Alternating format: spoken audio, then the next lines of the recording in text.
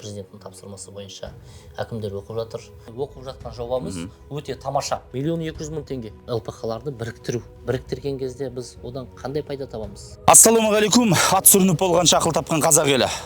Қазақта білесіздер, әкім бол, халқыңа жақын бол деген сөз бар. Бұл да болса, жергілікті жұрттың жан айқайын жергілікті жердегі атқамінерлер ескеру керек және елдің талап тілегін орындау керек дегеннің айғағы. Енді білесіздер, соңғы жылдар біздің елімізде әкімдер сайлауы өтіп жатыр. Жергілікті жерлерде әртүрлі мамандар әкім болып сайланып жатыр, халықтың елдің дауыс беруі арқылы. Бірақ бірағы бар. Кейбірінің экономикалық білімі, кейбірінің мынау іс қағаздары болмаса мынау түрлі мемлекеттік сатып алулар бойынша білмейтін тұстары болуы бек мүмкін. Сондықтан да аталған кемшіліктерді жою үшін халық таңдаған әкімдер толыққанды өз саласын, өз жұмысын игеріп кету үшін әкімдер мектебі деген жоба басталды. Бұны тікелей мемлекет басшысы Қасым-Жомарт Кемелұлы Тоқаев тікелей тапсырма ретінде үкіметтің кеңейтілген отырысында айтқан болатын. Үкіметке мемлекеттік қызмет істері агенттігімен бірлесіп әкімдер мектебі оқыту жобасын іске қосуды тапсырамын. Қазір Аманат партиясының одан кейін мемлекеттік қызмет істері жөніндегі агенттікпен бірлесіп аталған жоба жүзеге асып жатыр. Қазір елімізде 2000-нан астам әкім бар, соның барлығы осы оқудан өту керек. 17 ақпанда басталды, 13 мамырда тәмамдалды. Жалпы жергілікті жердегі халықтың дауысын алған әкімдер 240 сағат отырып оқиды және сол оқыған елдің халықтың игілігі үшін жүзеге асыру керек. Бүгін біз сол оқуды оқып жатқан Торғай ауылдық округінің әкімдігіне арнайы келдік, әкіммен жүздесеміз және қазірге дейін игергенін, ел үшін не істейін деп жатқанын түгел білетін боламыз.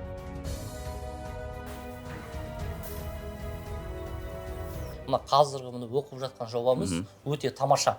Өте тамаша істелінген нәрсе. Бұл қарапайым халық, мысалы сол субсидияға болсын, мына мемлекеттік көмекке болсын, қолы жетімді болады. Ал енді қазірдің өзінде ауыл аманатының өзі неге тұрады енді? Иә, қазірдің өзінде мысалы қарапайым халық сол СПК құрады да, содан кейін мысалы сол жерге конкурсқа қатыса алады. Екіншіден, мына мемлекеттік берген субсидияларымыз бар. Мысалы ірі қара малға жем шөпке беріледі 10 мың теңгеден, соға қатыса алатын асыл тұқымды бұқа келіп.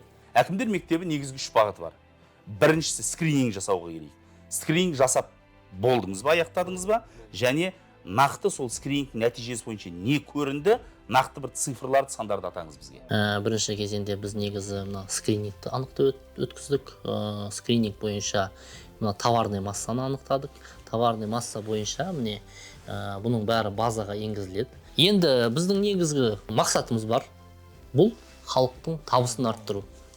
Халықтың табысын арттыру, салық жүйесін көтеру, өндірісті көбейту, өнім жүйесін көбейту және сатуды көбейту.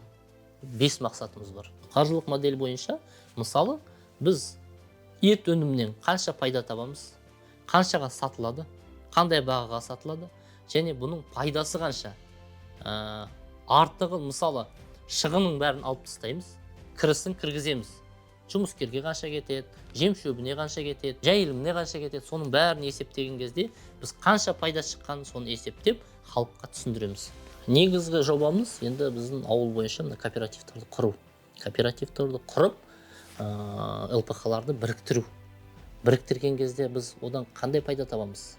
Біз оның не артықшылығы бар? Жеке сатқаннан ба, әлде кооператив құрған кезде сатқандан ба? Мысалыға айтатын болсақ, біз 30 ЛПХ бірге біріктірсек, ол сату қалай болады? Оның не пайдасы бар? Мысалы, біріктірген кезде ол арасына делдал кірмейді. Делдал кірмегеннен кейін әрине артық пайда табады. Мысалға, ауыл аманаты бойынша 2,5% несие беріліп жатыр. Бір ЛПХ-ға 20 қой алсақ, есептеген кезде, мысалы 60 мыңнан 1,2 миллион теңге. 1,2 миллион теңгеге 7 жылға несие беріледі. Соның 2 жылы каникул. Сол 2 жылдың ішінде ЛПХ өзінің тоқтыларын өсіріп, тоқтыларын сатады. Оны 50 мыңнан сатсақ, бір тоқтың бағасы 833 мың пайда келеді сонда. Әр ЛПХ-ға. Бұның нәтижесі делдал болмайды. Екіншіден, бұнда сойып, оның терісін алып, ешқандай машақаттанбайды. Апарды тоқтыны, өткізді, ақшасын счетына аударды. Екі кооперативіңіз бар ма? Екі кооперативіміз бар. Қазірдің өзінде біреуі Қарағайлы кооперативі. Қарағайлы кооперативінде 5 адам тіркелінген. Бірақ жоспар бойынша қазір егер бәрі іске асып жатса, әрине біз 20-30 кооператив кіргізуге жоспарымыз бар.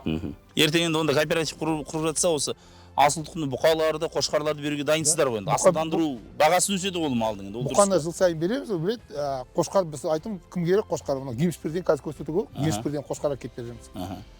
Келісім бар біз, 500 қошқар можем әкеліп. Қоймен арыстап отқанда уже 5 жыл болды. Біз қошқардарды әкеліп, қой шабақшымыз араласып жатырмыз. Қойды бордақтаймыз, экспортқа, Катарға шығарамыз. Біз уже это 40 тоннадай шетелге қойын етін жібердік, 20 тоннадан соған бордақтап. Бұл жылына ма қалай? Жоқ, айына 4 жібереміз самолетпен.